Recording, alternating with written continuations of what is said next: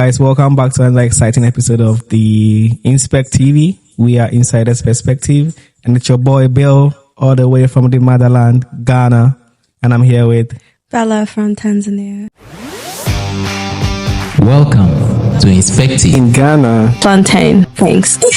For breakfast? No. Oh, it's not plantain? So we start out with this quizzing ourselves, yeah? Yeah, sure. Yeah. So do you have any questions you want to ask? So what comes to your mind when you hear Tanzania? When I hear Tanzania, first thing that comes to mind is islands, Zanzibar. Of course. The first one. The basic. Yeah. The basic, yeah. Then I think also this musician called Diamond Platinum, probably. Yeah, right? From Tanzania, Yeah.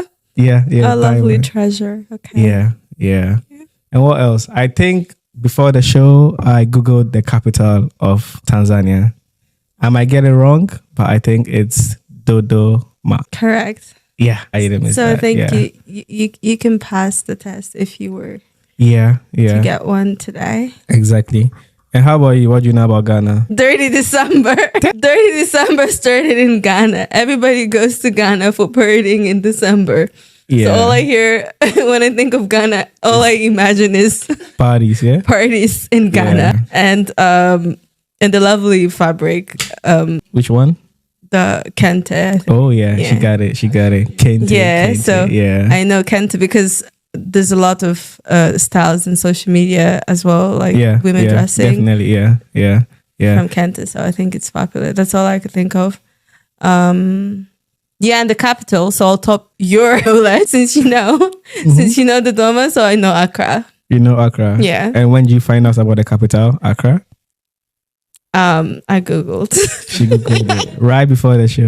That's so surprising. I googled. She didn't know Ghana's capital. How could you not? I mean, that's the natural thing to No, go for. Ghana is the capital of Africa. Come on. She know our capital. Come on now. No, Yeah. no. We are the capital of Africa. We'll move into that debate in a moment. Yeah. We'll find out if you're that influential. I mean, we are. Come on. No, let's not get into it, but yeah, we are very influential as Ghanaians. Yeah. So yeah. So today we'll be discussing more about the communication style across African countries, specifically Tanzania and Ghana. Yeah. So I think we had one question, and that was what? I wanted to know the role of music and dance in communication in Ghana.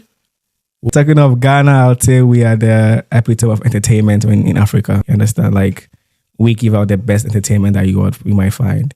But then taking it back when the 1950s, 1957, we had this thing called the dondo, where when the town crier wants to summon people for an important information or something, he needs to hit that like that. And everyone comes around and listens to what he has to say. And also we have very indigenous traditional dances, which are not usually showcased at every event. But then we have one of the popular ones, which is the Adowa.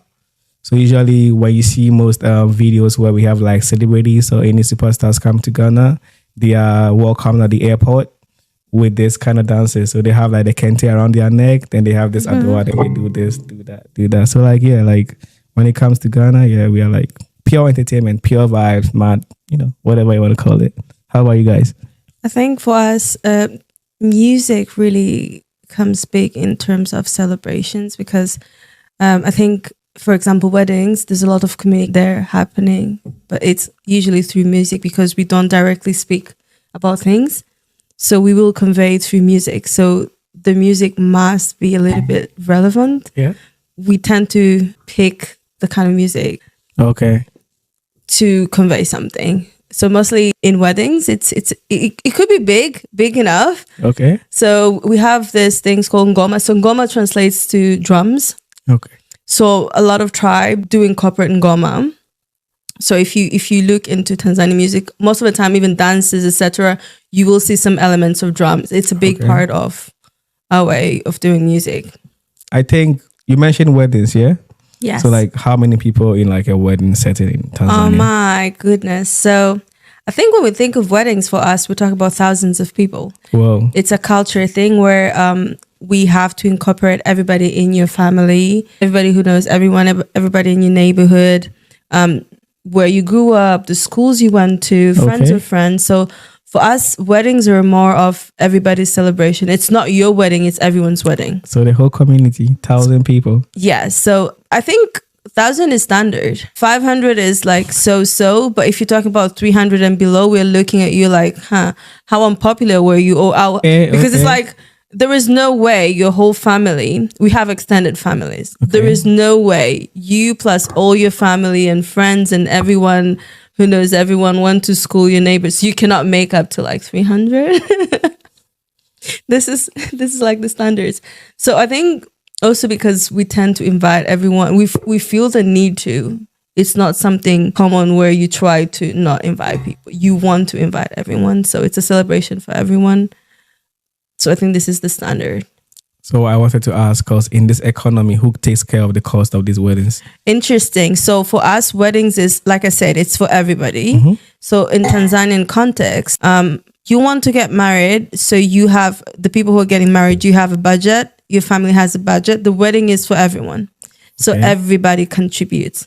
Wow. So for us, you don't really stress about the cost of it. Really, it's a celebration. So everybody contributes. And for the most part, you would see very lavish weddings in Tanzania and wonder how that happened. But that's the back end. This cost is not to the newlyweds. It's to the families and everyone they know. And I think that's the reason why we also have a lot of people participating, because there's a lot of people who are contributing to the wedding. Okay. Think of it as 1,000 people contributing, let's say $50 each. Okay. You can imagine how much that would amount into. Yeah. There's always, I think all the time people have some excess money after the wedding. Okay. That is different in Ghana, I think. Because in Ghana, I think most of the wedding cost is paid by the bride and the groom, I believe. And sometimes their family. Okay. Yes. I think, but do you have like one wedding, or do you have like a breakdown of other celebrations before the wedding? Because I think also that's a little bit tricky. Okay. So in Ghana, I think first we have the engagement, which is the traditional knocking. Okay. Yeah. So you go knock at the lady's family, tell them you want to, you've seen a beautiful flower you want to pluck. Okay. Flower? You bring flowers?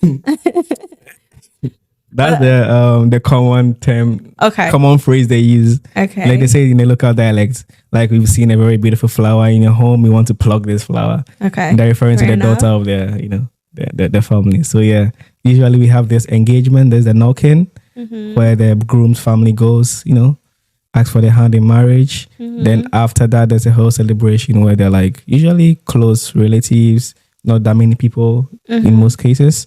Then it's like, let's say roughly about 100 to 200 people. Even that's too much. So probably less. So then after this, then we have the white wedding. But I think these days it's not usually like a thing, because people don't have these white weddings in the churches anymore.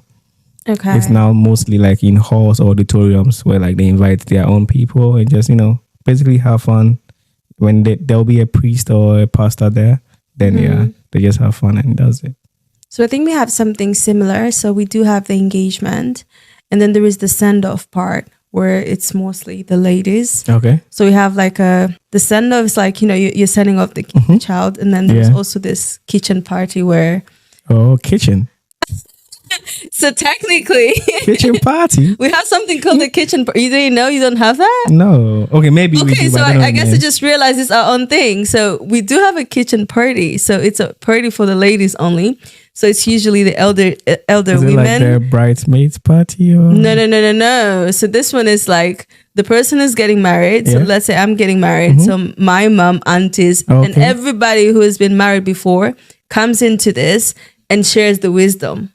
They kind of prepare you before you go into the wedding. Okay. So usually if you're going to be a bride, there's a little bit of tension for this. It's not a celebration. It's like you feel like you're getting schooled here, and you kind of don't know what to expect in the session.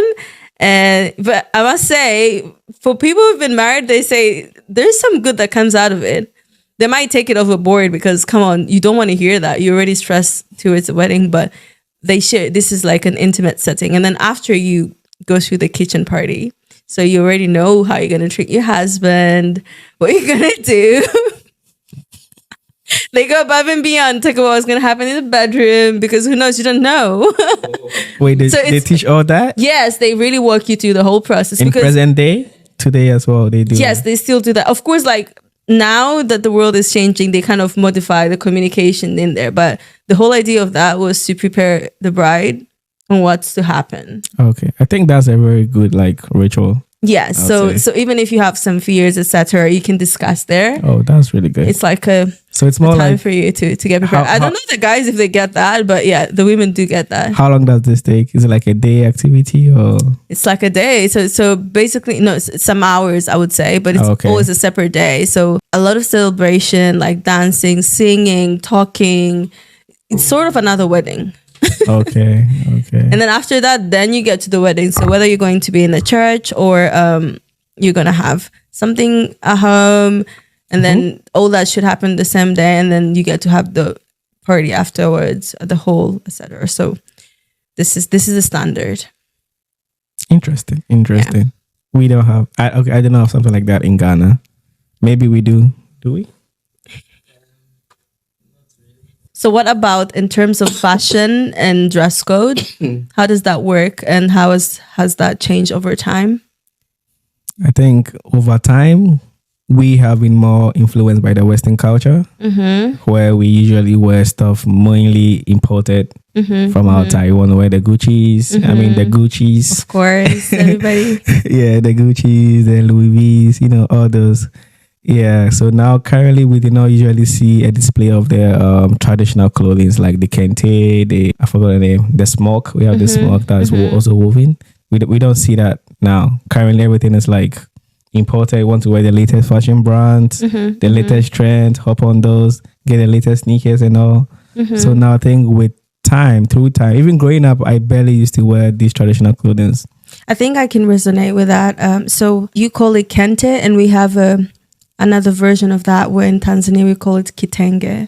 Okay. What's that? So a little bit similar to what kente is, but the pattern of the fabric is different. Okay. So we call it kitenge. And we also consider it as a traditional way of dressing up. So of course you're going to take it to a tailor, make it look certain ways, same way they do it with kente, I believe. But over the years, of course, it's changed because a lot of people want to westernize the whole thing. Yeah, now it's so even though I'm going to wear kitenge, it has to be in a style that's more Western now. I could tell even our elders now, of course, our parents were putting so much value into that. Someone giving you fabric was a big deal. Now, of course, we cannot resonate with that. I think now it's going to be like a whole, just a story. Like we had kitenge. I think the next generations, they will probably find it in a museum. Because nobody wants to wear that.